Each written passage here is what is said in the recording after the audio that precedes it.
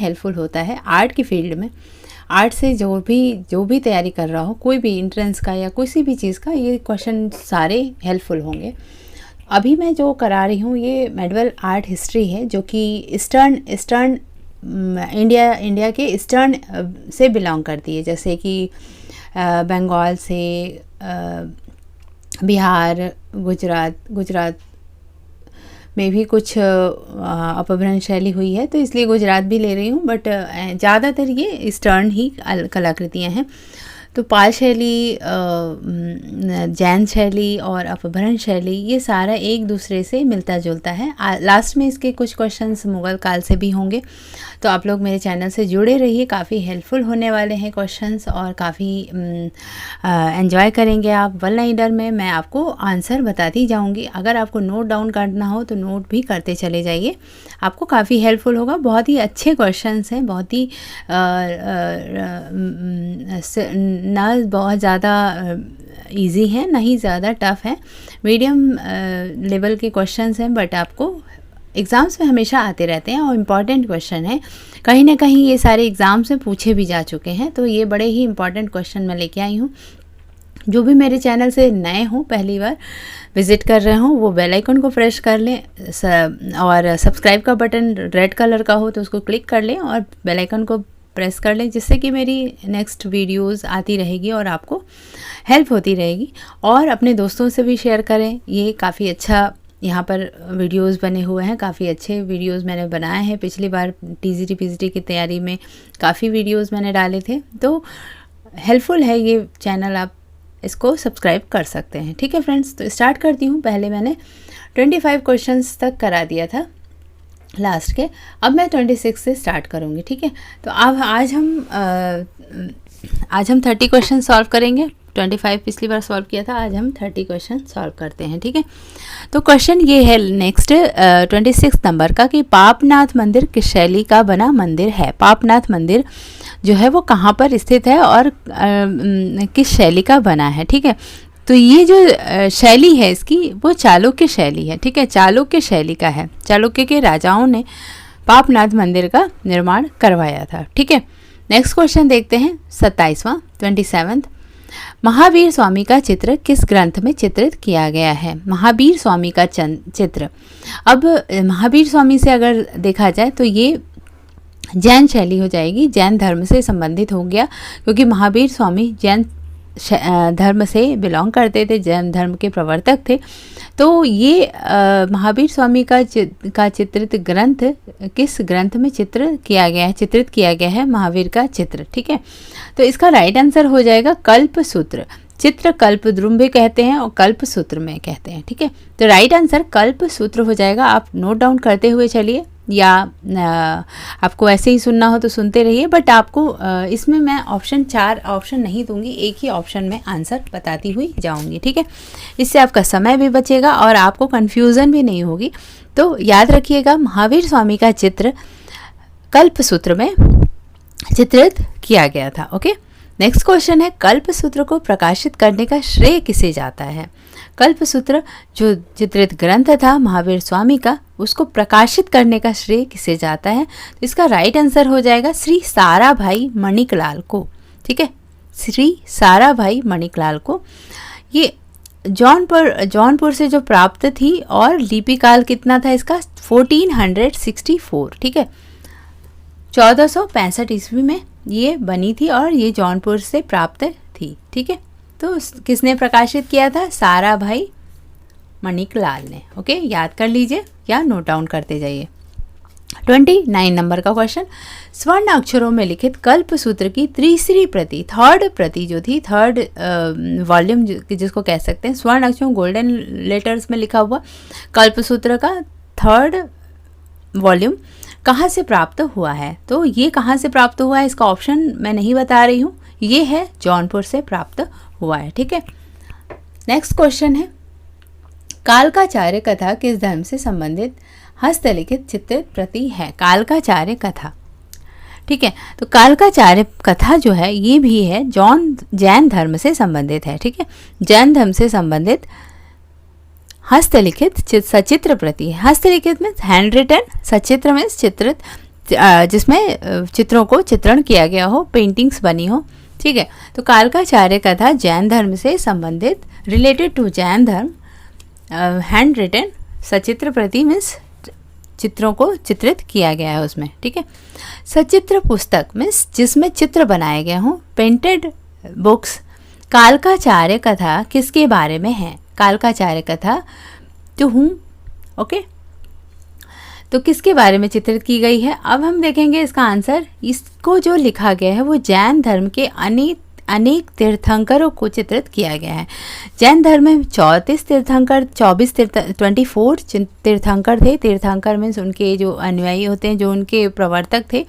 तो उसके जो कालकाचार्य कथा थी, ये सारे के बारे में चित्रित किया गया था। ये सारे जो प्रवर्तक थे उनके बारे में कुछ पेंटिंग्स बनाई गई थी इस बुक में। तो कौन सी बुक हो गई? कालकाचार्य कथा। ठीक है, नेक्स्ट क्वेश्चन 32 नंबर का, पाल शैली के लघु चित्र किस धर्म से संबंधित हैं?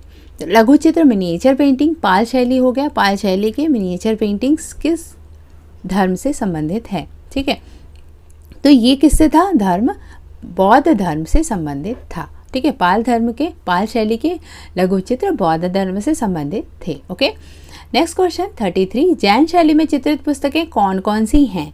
ठीक है, तो यहाँ पर कई पुस्तकों का नाम लूँगी मैं। जैन शैली में चित्रित बुक्स जो थी वो रिटन हैंड रिटन बुक्स जो कि पेंटिंग्स के थ्रू बनाई गई थी, उसमें कौन कौन सी थी, विच बुक्स? ठीक है, तो नए नाम मैं आपको बोल देती हूँ, आप नोट डाउन करते हुए चलिए।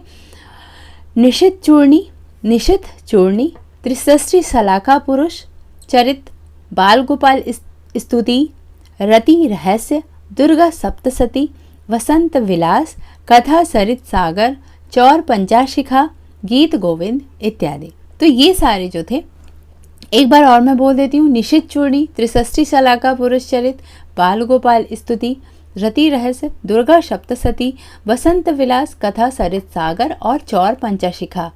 ठीक है, गीत गोविंद भी है जैन शैली की सचित्र पुस्तकें। ठीक है, अपभ्रंश शैली में चित्रों में कैसे चित्रित किए गए हैं? जो चित्रों को बनाया गया है वो कैसे बनाया गया? अपभ्रंश शैली की बात करते हैं अभी हम।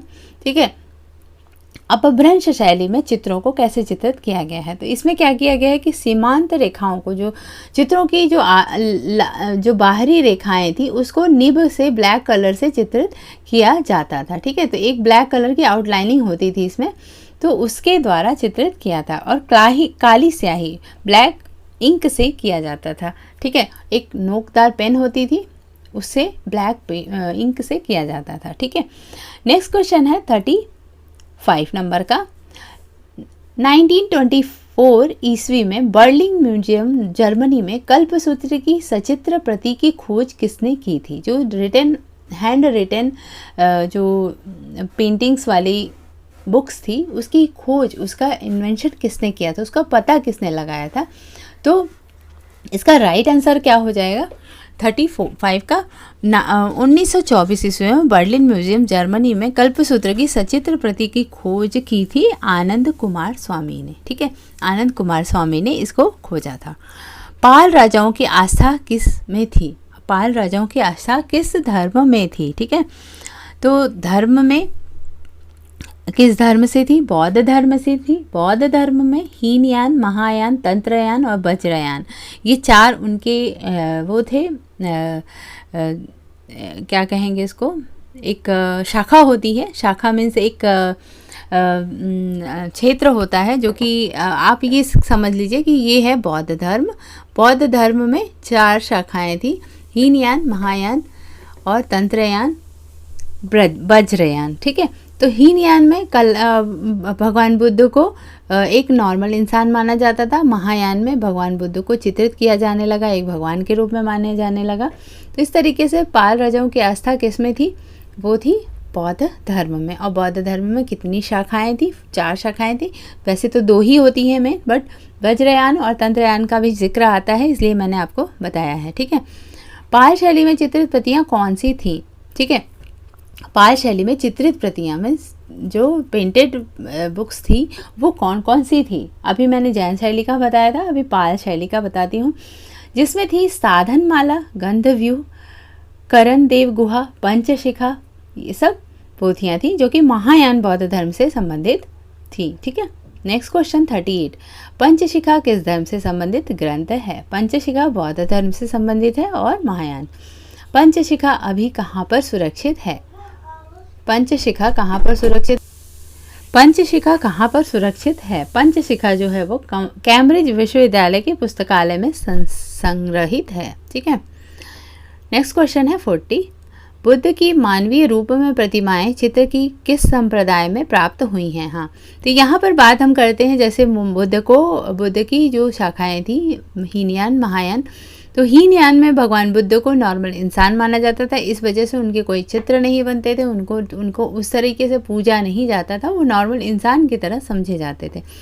बट आगे चल के जब इनको महायान में जब लोगों का माइंड परिवर्तन हुआ है, तो वहाँ पर उस समय भगवान बुद्ध को एक भगवान के रूप में इन लोगों ने देखना शुरू किया और उस समय चित्रों को बनाना शुरू किया। कभी आपने देखा होगा गांधार और मथुरा कला में भगवान बुद्ध को एक आदमकद मूर्तियों के रूप में निर्माण करने लगे थे। तो यहाँ पर हो जाएगा कि बुद्ध की मानवीय रूप में प्रतिमाएं किस चित्र किस संप्रदाय में प्राप्त हुए हैं? तो ये हो जाएगा महायान में। ठीक है। क्वेश्चन नंबर 41, भारतीय लघु चित्र शैली की परंपरा कब अधिक फूली फली थी? भारतीय जो मिनिएचर पेंटिंग थी, इसकी जो स्टार्टिंग थी वो कब अपने एक फुल ग्रो में आया था? ठीक है, कब सबसे ज़्यादा ग्रो हुआ था? तो इंडियन मिनिएचर पेंटिंग किस शैली से ज़्यादा ग्रो किया था? ठीक है, तो देखते हैं हम इसका आंसर क्या हो जाता है। इसका आंसर होगा कि ये जो परंपरा थी वो 9वीं सदी से 19वीं सदी तक फैली थी। ये क्वेश्चन इस तरीके का क्वेश्चन केवीएस में या एनवीएस के एग्ज़ाम में आया था, तो ये काफ़ी इम्पॉर्टेंट है और आई थिंक ये कभी टीजीटी पीजीटी में भी आ चुका है, तो ये काफ़ी इम्पॉर्टेंट क्वेश्चन है। ठीक है। अब नेक्स्ट क्वेश्चन देखते हैं 42, प्रज्ञा पारमिता पाल शैली में चित्रित प्रथम ग्रंथ था। ठीक है, इसको भी याद रखिएगा कि पाल शैली में चित्रित प्रथम ग्रंथ कौन सा था? तो वो था प्रज्ञा पारमिता। ओके, इसकी रचना किसने की थी? तो प्रज्ञा पारमिता की रचना की थी किसने? नागार्जुन ने। ठीक है। इसका चित्रण किस पर हुआ था? ताड़पत्र पर। तो पाल शैली के स्टार्टिंग के जितने भी चित्र मिलते हैं वो ताड़पत्र पर मिलते थे। ठीक है, आप लोग को याद हो रहा है? कमेंट ज़रूर करिएगा। आपको वीडियो कैसी लग रही है ज़रूर बताइएगा। ये मेरे लिए मोटिवेशन होगा क्योंकि मैं इस तरीके के क्वेश्चन बना रही हूँ पहली बार। तो आपको कैसे लग रहे हैं क्वेश्चंस और आपको कितना हेल्प हो रही है, आप वीडियो को बताइए, मेरे को कमेंट करिए और शेयर भी करिए अपने दोस्तों से, जिससे कि व्यूज़ बढ़े, थोड़ा सा मुझे भी अच्छा लगे कि आप लोगों को समझ में आ रहा है, तो मैं और वीडियोज़ बनाती रहूँगी। ठीक है। क्वेश्चन नंबर 43, किसने पाल शैली को बिहारी शैली का नाम दिया? ये भी क्वेश्चन बार बार क्वेश्चन आता है। बिहारी शैली का नाम किसने दिया था? कौन से आर्ट क्रिटिक ने दिया था? ठीक है, तो एक हेलन रूबिसो नामक आर्ट क्रिटिक थी, उन्होंने इसको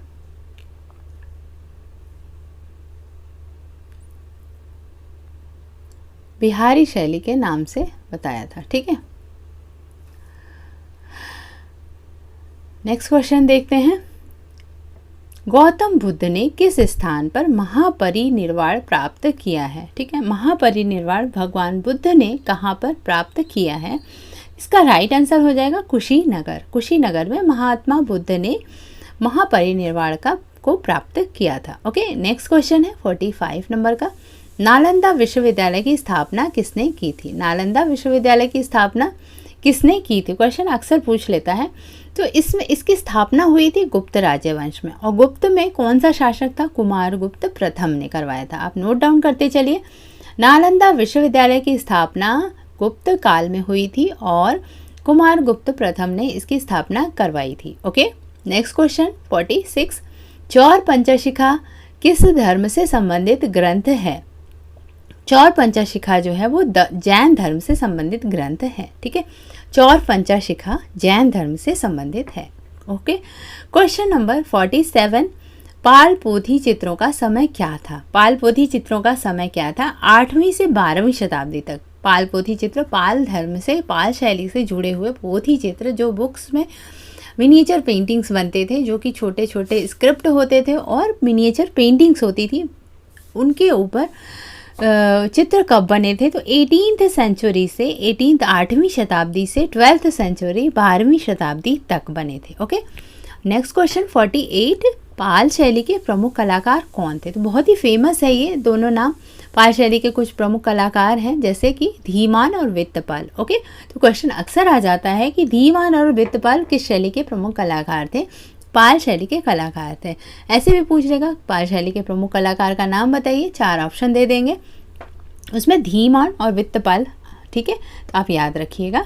नेक्स्ट क्वेश्चन 49, बुद्ध धर्म का कौन सा संप्रदाय भगवान बुद्ध को साधारण इंसान के रूप में देखते थे? ये मैंने बताया था अभी आपको कि ये था हीनयान। हीनयान में भगवान बुद्ध को एक साधारण इंसान के रूप में देखा जाता था, एक कॉमन मैन के इंसान तरीके से हम भगवान बुद्ध को जानते हैं। जाहिर सी बात है कि किसी भी इंसान ने अगर प्रवचन देना, एक उपदेश देना, आपको कोई एडवाइस देता है तो स्टार्टिंग में हम उन्हें नॉर्मल इंसान ही समझते हैं। तो हीनयान जो धर्म संप्रदाय था, हीनयान शाखा थी बौद्ध धर्म की, उसमें लोगों ने बौद्ध धर्म को एक कॉमन मैन के हिसाब से ट्रीट किया था। ठीक है, नेक्स्ट क्वेश्चन है कुछ बौद्ध संगीतियों के बारे में। चतुर्थ बौद्ध संगीति कब हुई थी? ये भी क्वेश्चन बहुत बार आता है, तो आप लोगों को चारों बौद्ध संगीति याद रखनी चाहिए। चतुर्थ बौद्ध संगीति कौन सी कब हुई थी? तो ये थी हुई ईसा प्रथम ईस्वी पूर्व में। ठीक है, 1st ईस्वी पूर्व में हुई थी। ठीक है, इसी संगीति में क्वेश्चन नंबर यहाँ पर पूछा गया है कि किस संगीति में बौद्ध धर्म को 2 भागों में विभाजित किया था? तो ये जो चतुर्थ मैंने क्या क्वेश्चन पूछा था अभी? चतुर्थ, हाँ। तो चतुर्थ बौद्ध धर्म की संगीति में ही हम जानते हैं कि हीनयान और महायान को के 2 भागों में विभाजित किया था बौद्ध धर्म, चतुर्थ जो थी। ठीक है, चतुर्थ बौद्ध संगीति में ईसा प्रथम शताब्दी में जो हुई थी, वो उसी में हीनयान और महायान 2 तरीके से बांटा गया था बौद्ध धर्म को। ओके, प्रथम बौद्ध संगीति किसके शासन काल में हुई थी? प्रथम बौद्ध संगीति जो हुई थी वो हर्यक वंश के शासक अजातशत्रु। ठीक है, इसका टाइम पीरियड था 483 483 ईस्वी पूर्व। इसी संगीति में बौद्ध धर्म के उपदेशों को 2 पीटकों में विनय पीटक और सूत पीटक के रूप में संग्रहित किया गया था। ठीक है, तो ये चीज़ याद रखिएगा कि प्रथम बौद्ध संगीति जो हुई थी हर्यक वंश के शासक अजातशत्रु ने 483 ईस्वी में इस संगीति का हुआ था बौद्ध धर्म के उपदेशों को, और इसी बौद्ध संगीति में 2 जो हम विनय पीटक और सूत पीटक के नाम से बौद्ध धर्म के ग्रंथ को जानते हैं, वो इसी समय उनके उपदेशों को संग्रहित किया गया था, उसमें लिखा गया था। ठीक है, थीम बलम महावीर स्वामी का प्रतीक क्या था? महावीर स्वामी को थीम बलम भी कहते हैं, तो थीम बलम महावीर स्वामी का प्रतीक क्या था? ये जैन धर्म से संबंधित क्वेश्चन है।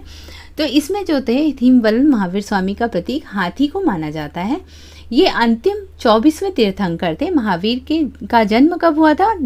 599 ईस्वी पूर्व में, 599 ईस्वी पूर्व में कुंडग्राम में हुआ था। और जैन धर्म के प्रथम तीर्थंकर कौन थे? क्वेश्चन पूछ लेता है, तो ऋषभ देव थे। ओके, नेक्स्ट क्वेश्चन 54, पंचरक्षा सूत्र की हस्तलिपि का चित्रण किस परंपरा से है? पंचरक्षा सूत्र की हस्तलिपि, हैंड रिटन जो नोट्स थे, नोट्स लिपि कहेंगे उसको, का चित्रण मतलब उसके पेंटिंग्स कब हुई थी, किस परंपरा से संबंधित है? तो पंचशिखा जो थी वो किससे थी? पाल लघु चित्रों से थी, पाल लघु चित्रकारी से थी। ठीक है, नेक्स्ट क्वेश्चन 55, किस लघु चित्र पर अजंता कला शैली का प्रभाव है? ओके, तो अजंता कला शैली का प्रभाव है पाल शैली पर। ठीक है, पाल शैली पर है। ठीक है क्वेश्चन फ्रेंड्स, तो ये हो गए हमारे 30 क्वेश्चंस। तो आपको नेक्स्ट मैं 55, 56 से फिर 30 क्वेश्चंस नेक्स्ट वीडियो में लेके आऊँगी। तब तक के लिए आप लोग पढ़ते रहिए। आपको ये वीडियो कैसी लग रही है उसको भी बताइए, और ये क्वेश्चंस आपके लिए कैसे हैं, हेल्पफुल हैं या नहीं, कमेंट करके ज़रूर बताइए और लोगों से शेयर करिए। Thank you for watching my video and keep watching, keep learning. Bye bye.